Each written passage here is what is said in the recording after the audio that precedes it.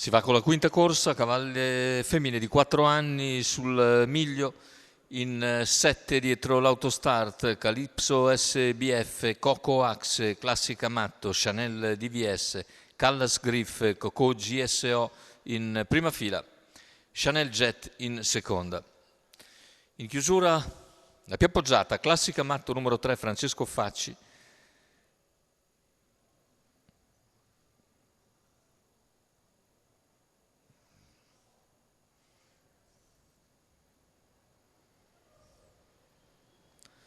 Classica Matto la più svelta, si porta in breve a condurre nei confronti di Coco Axe, mentre cerca di sistemarsi in seconda posizione Chanel DVS, che ha colto ottima partenza dall'esterno e ha superato Coco Axe, quindi in vantaggio Classica Matto nei confronti di Chanel DVS. In terza posizione Coco Axe, poi via via tutte le altre, con primi 200 che se ne vanno in 15 e 6, e ora il quarto iniziale viene coperto in 30.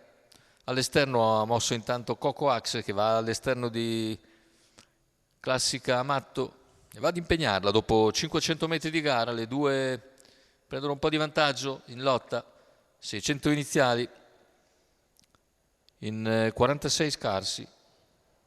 Insiste all'esterno Coco Axe su Classica Matto. Al largo intanto ha preso posizione anche Callas Griff, 800 in 59,1.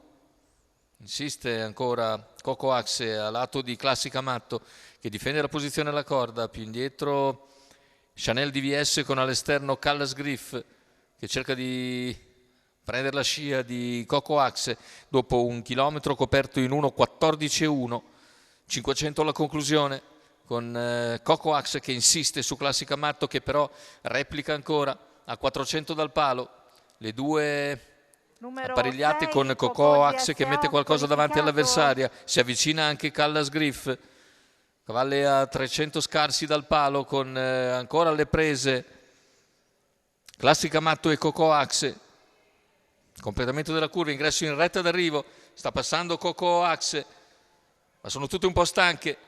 E c'è lo scatto anche a centropista di Chanel Jet, finale con Coco Axe e Chanel Jet, ma è Coco Axe che vince. Chanel Jet probabilmente seconda nei confronti di Callas Griff, e la vittoria quindi meritata sicuramente per Coco Axe e Alessandro Gocciadoro, che si fa un chilometro scoperto abbondante all'esterno per venire a piegare una Classica Matto che cede soltanto ai 100 finali.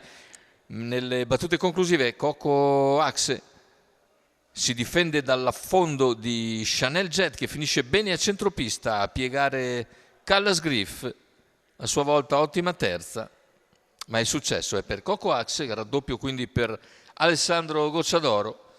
Dopo il successo ottenuto con Dolce Vichi, vince questa femmine di 4 anni, training ovviamente di Alessandro Gocciadoro, per conto della signora Rossana Cavaliere.